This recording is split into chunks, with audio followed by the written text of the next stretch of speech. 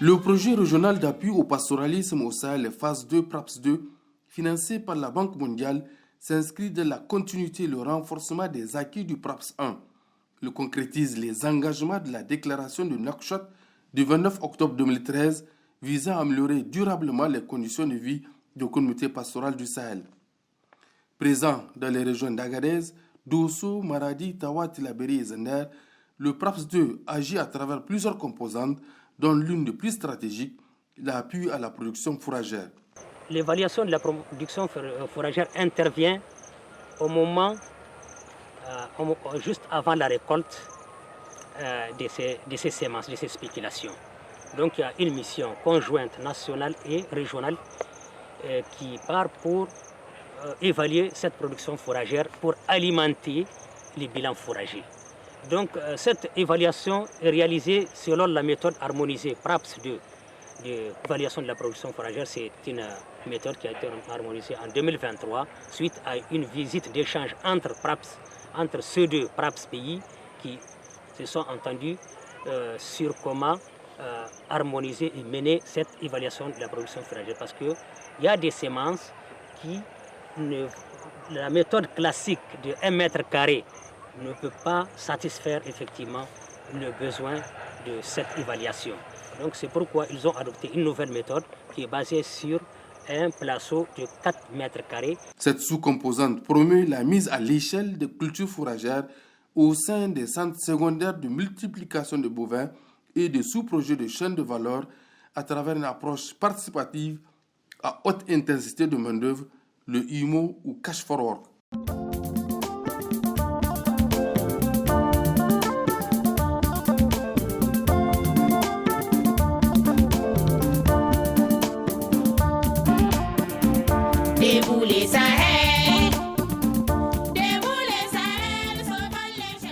Pour débuter l'activité, d'abord, le PRAPS et nous-mêmes, on s'est rendus sur le terrain, dans chaque centre identifié, pour d'abord identifier les sites et tenir une réunion de sensibilisation avec la population des centres, les éleveurs transhumants qui sont donc aux alentours du centre et les agro-pasteurs. Après cela, le PRAPS a mis des semences sur place au niveau des centres à temps et ils ont mis aussi donc de moyens pour débuter l'activité. Dans le cadre de l'espace de culture fourragère, je vous avoue, entre le 2023, 24 et 25, nous avons oublié la programmation des déstockages stratégiques rien qu'au niveau des centres d'éducation du bétail pour des questions alimentaires. Ça, c'est derrière nous. Si vous prenez rien que la production en 2025, la récente, il y a eu 4910 tonnes de matière sèche. Et si vous faites le cumul de 2023, 2024, 2025, nous sommes à peu près à 7700 tonnes de matière sèche. En 2024-2025, une mission de capitalisation a permis d'évaluer la production de biomasse issue de ces sites pilotes selon une méthode harmonisée PRAPS 2. Cette méthode, appliquée dans l'ensemble des pays du projet, combine des mesures de terrain rigoureuses avec des outils statistiques de précision garantissant une estimation fiable de la biomasse produite. L'évaluation prend également en compte la dimension genre avec une participation active d'au moins 15% des femmes, véritable moteur du changement au sein des communautés pastorales. Les efforts du PRAPS 2 dans le domaine de la production fourragère nous a permis de bien produire régulièrement depuis plus de 3 ans. D'abord, nourrir nos animaux et vendre pour entretenir nos foyers. Nous souhaitons poursuivre cette activité durant toute notre vie.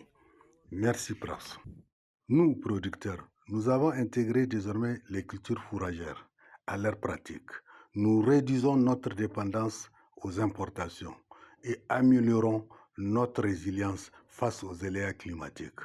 Nous allons produire pour être indépendants vis-à-vis des commandes fourragères. Les résultats sont encourageants grâce aux efforts conjoints des producteurs, des techniciens et de l'équipe du PRAPS 2. En 2023, la production a atteint 99,4 tonnes sur 5 hectares expérimentaux. En 2024, Elle a bondu à 1076,4 tonnes et en 2025, la production approche déjà 5000 tonnes. Avec une cible estimée à 5900 tonnes d'ici 2027, ces résultats traduisent une avancée majeure vers la sécurisation de l'alimentation du bétail, la résilience des éleveurs et la valorisation durable des ressources pastorales. Le PRAPS 2 a d'ores et déjà atteint près de 6000 tonnes 2 ans avant l'enfer du projet. En termes de perspective, en tant que tel, nous pouvons dire que à l'arrivée à mi-parcours, effectivement, nous avons dit, bon, étant donné que notre pays est un pays à vocation essentiellement pastorale, où l'élevage occupe vraiment une place importante dans l'économie du Niger, mais occupe aussi plus de 85% de la population active. Nous avons dit, nous allons continuer à faire la promotion de ces cultures fourragères-là. Ce qui fait qu'à l'arrivée à mi-parcours, nous avons prévu d'allouer plus de ressources encore à cette sous-composante pour pouvoir faire le développement de ces cultures fourragères. Le bilan fourrager est toujours déficitaire et cela est lié au changement climatique, cela est lié aussi vraiment à beaucoup de choses. Le bétail, s'il n'est pas vraiment alimenté, il y a un problème. L'éleveur est obligé de se déplacer, d'où les systèmes transhumance, nomadisme-là, et maintenant, avec l'insécurité un peu partout, la fermeture des frontières, ce qui fait que beaucoup de nos troupeaux sont à l'intérieur du Niger. Il faut alimenter ces troupeaux-là. Nous allons, en termes de perspective, vraiment continuer à promouvoir le développement de cette culture fourragère pour vraiment contribuer à l'accroissement de la productivité de nos animaux et satisfaire les besoins de nos populations. Le PRAPS 2 poursuit son engagement aux côtés de communautés pastorales et agro-pastorales du Niger pour un pastoralisme plus productif, plus résilient et durable. PRAPS 2, ensemble, renforçant la résilience des communautés pastorales et agro-pastorales du Sahel.